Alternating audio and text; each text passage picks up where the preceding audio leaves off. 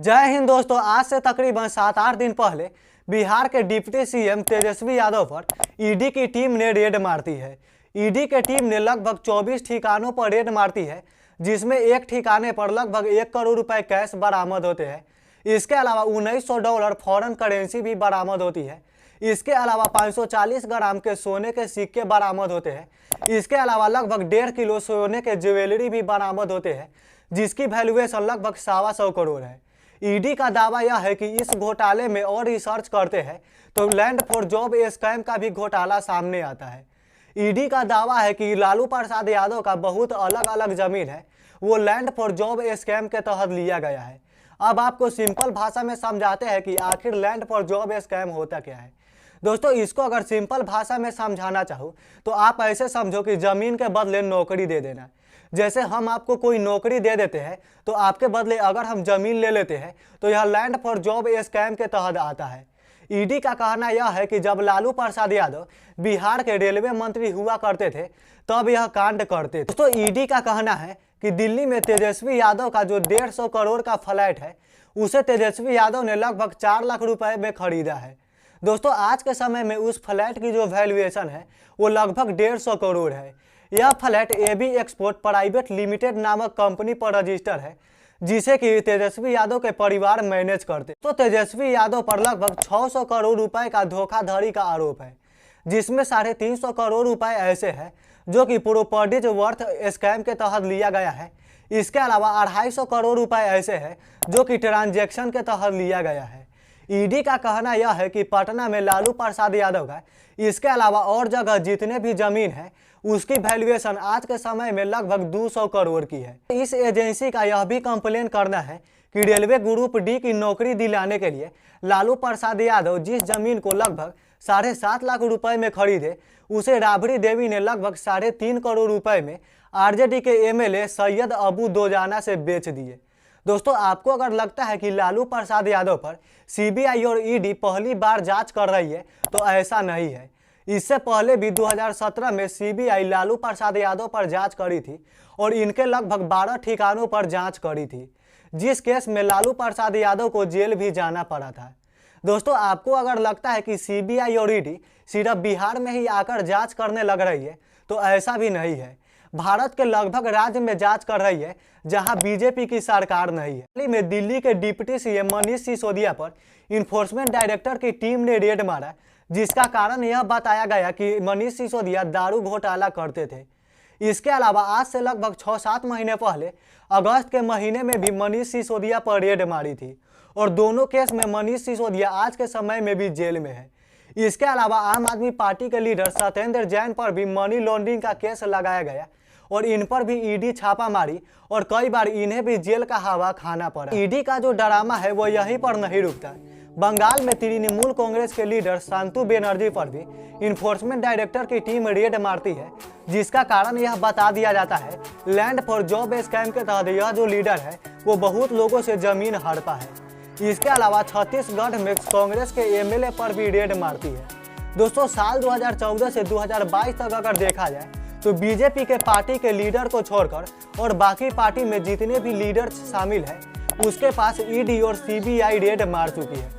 दोस्तों, ये सुनने के बाद आपके मन में यह सवाल जरूर आया होगा कि क्या बीजेपी में जितने भी लीडर हैं वो अच्छे तरीके से काम करते हैं?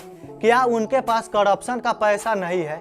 क्या वो भजन गाकर पैसा कमाते हैं या फिर सरकार अपने पावर का मिसयूज कर रही है और जितने भी ऑपोजिशन लीडर हैं उनके पास ही सीबीआई और ईडी का रेड मरवा रही है?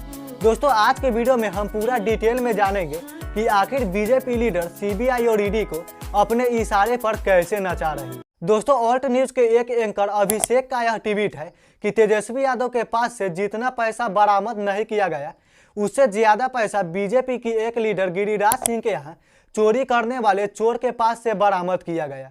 चोर के पास से लगभग 1 करोड़ 14 लाख रुपए बरामद किए गए। इसके अलावा लगभग 600 यूएस डॉलर का आभूषण बरामद किया गया।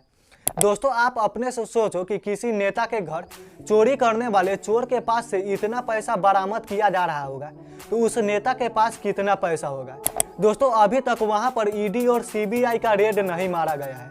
दोस्तों, अब क्यों नहीं मारा गया है ये सवाल अगर कोई बीजेपी से पूछ ले तो उसको गिरफ्तार कर लिया जाएगा। कर्नाटक में एक बीजेपी एमएलए मंडल विरूपाक्षा के पास से लगभग 6 करोड़ रुपए बरामद हुए।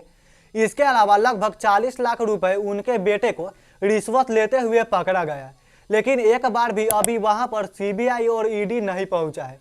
एक्चुअली दोस्तों, ऐसा जो सवाल है वो हमारे देश की मेन स्ट्रीम मीडिया का करने का काम है, लेकिन आप भी जानते हैं कि हमारे देश की गोदी मीडिया की स्थिति कितनी बदतर है, इसीलिए हमें और आपको ही सवाल करना होगा। आपको अगर लगता है कि इन छोटे मोटे आरोपों पर बात क्यों कर रहे हो, ये छोटे मोटे लीडर भी कर सकते हैं, तो इन छोटे मोटे आरोपों को अगर हम पीछे भी छोड़ दें तो अडानी मामले में मोदी सरकार बुरी तरीके से फंसते नजर आती है। हिंडनबर्ग रिसर्च की रिपोर्ट आती है, उसके बाद अडानी ग्रुप का लगभग 71% वैल्यूएशन गिर जाता है।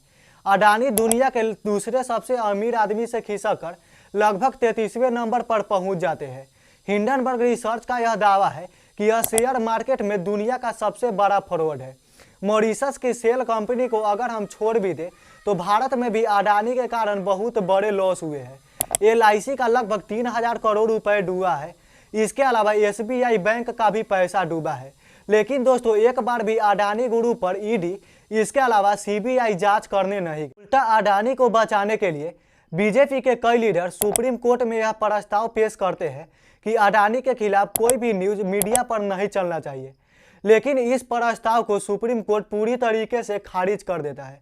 दोस्तों, इतना सब होने के बाद भी अगर अडानी पर सीबीआई और ईडी का, इसके अलावा सेबी का जांच नहीं पड़े, तब आप समझ जाइएगा कि भारत में जितने भी एजेंसी है वो मोदी सरकार के इशारे पर नाच रही है और हमारे देश का संविधान का धज्जियां उड़ाई जा रही है। दोस्तों, इन सभी को अगर हम पीछे भी छोड़ दें तो मॉर्निंग टेक्स्ट में एक रिपोर्ट छपी है जिसमें यह बताया गया है कि अंबुजा सीमेंट और ACC सीमेंट जो है वो गौतम अडानी का नहीं है, वो गौतम अडानी के भाई विनोद अडानी का है। भी यह रिपोर्ट तब आती है जब अडानी आज से कुछ दिन पहले एक इंटरव्यू में यह बताते हैं कि हमारे बिजनेस में हमारे भाई का कोई लेना देना नहीं है। दोस्तों, लेकिन यह रिपोर्ट क्यों आ जाती है? दोस्तों, इतना कुछ होने के बाद भी अगर अडानी पर ईडी और सीबीआई जांच नहीं करती है तब आप समझ जाइएगा कि हमारे भारत में मित्रकाल चल रहा है। तो एक केस यह भी है कि आज से तकरीबन 1 महीने पहले मेघालय में स्टेट असेंबली इलेक्शन था, तब भारत के गृह मंत्री अमित शाह यह बोले थे कि मेघालय की जो सरकार है वो भारत की सबसे करप्ट गवर्नमेंट है। लेकिन दोस्तों, जैसे ही चुनाव खत्म होती है उसके बाद वह जो पार्टी है वो बीजेपी के साथ मिलकर सरकार बना लेती है। उसके बाद अमित शाह के मुंह से एक बार भी नहीं निकलता है कि वह सरकार करप्ट है। दोस्तों, यहाँ पर हमारा और आपका यह सवाल होना चाहिए कि या अमित शाह के मुंह में टेप सट गया या फिर अमित शाह बीमार हो गए जिसके कारण नहीं बोल पा रहे हैं कि मेघालय की सरकार करप्ट है और वहाँ पे सरकार के खिलाफ जांच क्यों नहीं कराई जा रही है। दोस्तों, इससे आपको साफ पता चलता है कि जो भी पार्टी बीजेपी में शामिल हो जाता है वो जांच से बच जाता है। इस टॉपिक पर अगर कोई जर्नलिस्ट सवाल कर देगा तो मुझे पूरा विश्वास है कि बीजेपी के जितने भी लीडर हैं उसको एंटी नेशनल और एंटी मोदी जरूर बोलने लगेंगे। दोस्तों, अलग अलग पार्टी के अलग अलग लीडर पर सिर्फ यह सब जो एजेंसी है वो जांच कर रही है, पर आप जानते हैं कि अलग अलग पार्टी के पास यह जांच क्यों कर रही है? दोस्तों, एक्चुअली जो बीजेपी सरकार का जो प्रोपेगेंडा है वो अपोजिशन लीडर को तोड़ना है। दोस्तों, बीजेपी का जो प्रोपेगेंडा है वो ऐसे चलता है जैसे किसी भी पार्टी के लीडर के पास रेड मरवा देते हैं, उसके बाद वह जो लीडर है वो डर के मारे बीजेपी में शामिल हो जाता है। दोस्तों, ऐसा मैं बोलने नहीं लग रहा हूँ, कई केस में ऐसा देखा गया है। अब जाहिर सी बात है कि किसी पार्टी के लीडर के पास रेड लगेगा तो वो पैसा बचाने के लिए उसके पास शामिल हो ही जाएंगे, जिसके कारण बीजेपी का वोट बैंक बढ़ जाएगा। दोस्तों, ऐसा भारत के हर राज्य में देखा गया है। तो मेरा इस टॉपिक पर अगर आप ओपिनियन लेना चाहते हो तो मेरा ओपिनियन यही है कि भारत में जितने भी एजेंसी काम करने लग रही है वो मोदी सरकार के इशारे पर नाच रही है। दोस्तों, इन सभी एजेंसी के डायरेक्टर की सुधरने की जरूरत है और निष्पक्ष तरीके से जांच करने की जरूरत है। आप इस टॉपिक पर क्या सोचते हैं नीचे कमेंट जरूर करें। अगर वीडियो अच्छी लगी तो लाइक करना, चैनल पे नए हो तो सब्सक्राइब करके बेल आइकन प्रेस कर देना, क्योंकि आपका भाई इसी तरह से वीडियो बनाते रहता है। तब तक के लिए जय हिंद, वंदे मातरम।